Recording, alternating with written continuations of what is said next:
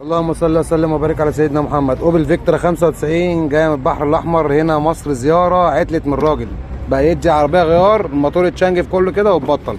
حلينا علبه البلوف اهي، روقنا عليها وهنركبها ان شاء الله في انتظار التركيب اهو. اذكر الله وصلي على النبي. احنا كده بالصلاه على النبي قفلنا وش البلف اهو،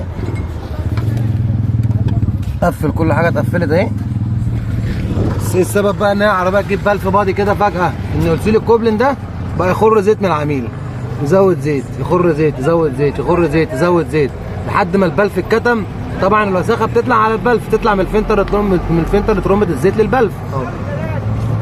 بص اذكر الله وصلي على النبي. اللهم صل وسلم وبارك على سيدنا محمد وعلى اله وصحبه وسلم اجمعين. الحمد لله بفضل الله قفلنا البلف اهو تمام.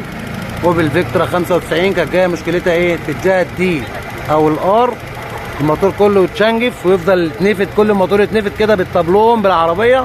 لو ما سيطرتش عليها بالفرامل العربيه بتاخد الغيار لوحديها، ولو سيطرت بالفرامل حضرتك بتبطل تمام. بفضل الله احنا قفلنا البلف بعد الاصلاح وحلينا طبعا المكنه، ما حليناش الفتيس، حلينا المكنه عشان نشوف القربه، تكون القربه عامله كلاتش بتاعها يكون بايظ. بفضل الله طلع مشكله في القربه وفي البودي بلف.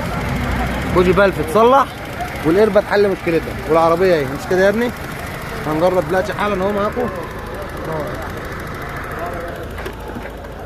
نجرب دلوقتي اهو كده. العربيه واخده الباركل اهو، هنديها الار اهو. بفضل الله خدت الغيار، العربيه بترجع ورا اهي ومفيش ولا زنه ولا رعشه في الطابلون ولا اي مشاكل اهو.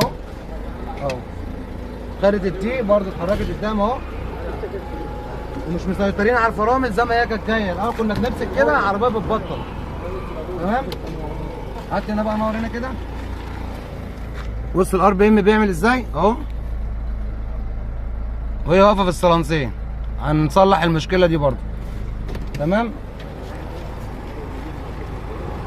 اذكر الله وصلي على النبي.